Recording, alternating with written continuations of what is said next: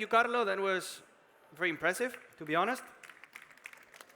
The data from the FIP, the International Padel Federation. And now I'm going to go to Brian Dillman. Thank you for being here. Here's the CEO of Racket Sports Professional Association. And Brian, when we talk about professionals, we talk mostly about coaches and about athletes. We're talking today about the strategies and trends for a successful padel club. How do you feel, or how do you think having great coaches and professional coaches affect for the future of a club? Well, great question, and thank you for having me. And just wanted a slight background. So for 97 years, we were the United States Professional Tennis Association. And last year, we went through a rebrand because of the market opportunities in both tennis, padel, pickle, and other racket sports around the world. And we rebranded to the Racket Sports Professionals Association. And one of the main reasons we did that is to promote new and better career opportunities, and also for coaches to become more well-rounded and learn more about multiple sports. Because in many ways across the industry, across all countries, coaches have been very single sport minded, yet facilities and consumers are growing and changing. So consumers are actually driving everything that we're doing here right now because they want to play new sports. They want to try new things. That means we have to be open-minded as manufacturers, as court builders, as programmers, as club owners, but also as coaches. And coaches, to me, are the basis of every great sports growth. So while you could get some people excited about playing, until they go through proper professional coaching, that's how they really grow and get sticky in the sport or stay in the sport for long term.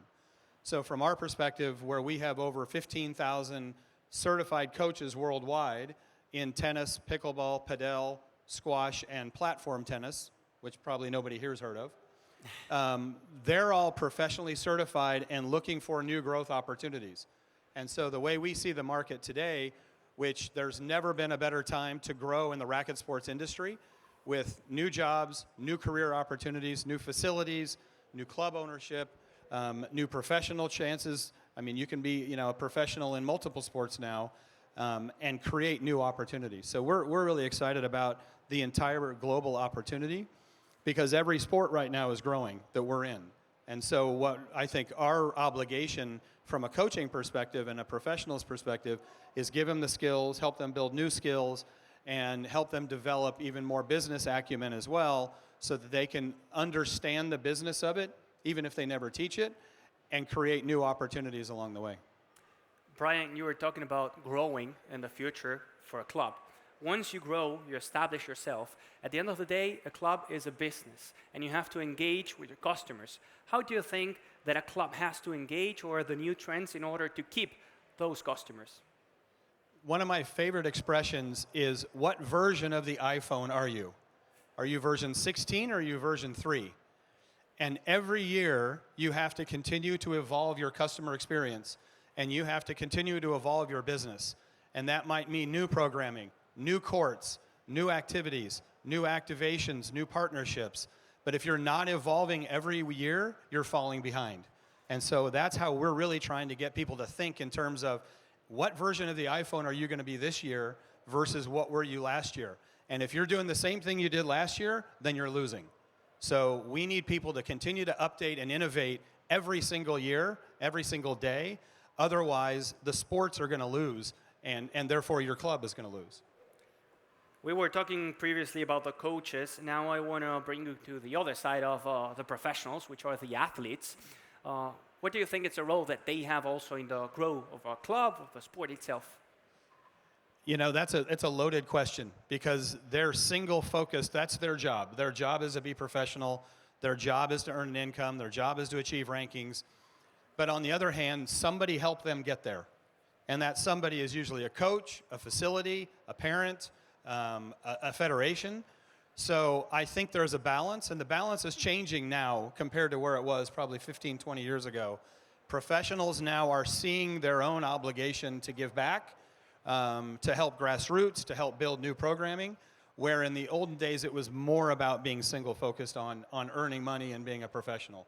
So I think they're obligated to help the ecosystem grow Because why? That's going to bring in more sponsorship dollars, more revenue opportunities, and more visibility for them as an athlete.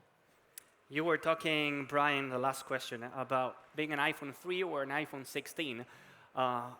Making it go to a club perspective, how does a club or what does a club need to be an iPhone 16 today when we talk about racket sports? Well, and that's where I think you have to look at your consumer demand. Are you keeping your customers?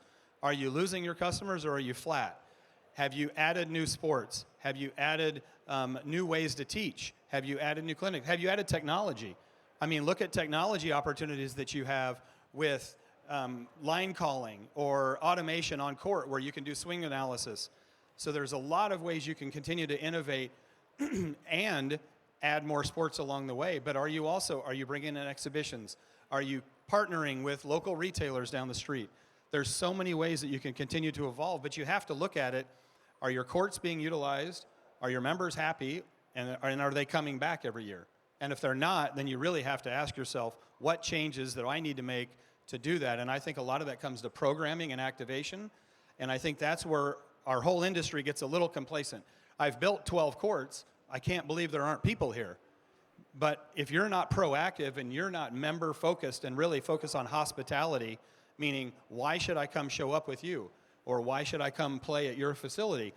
Because I feel great when I do it. I get treated very nicely. People love the experience, and I tell my friends about it. But if they're not doing that, then that's when people fall behind, and that's, I think, when the industry becomes complacent. Thank you so much, Brian. That was very interesting.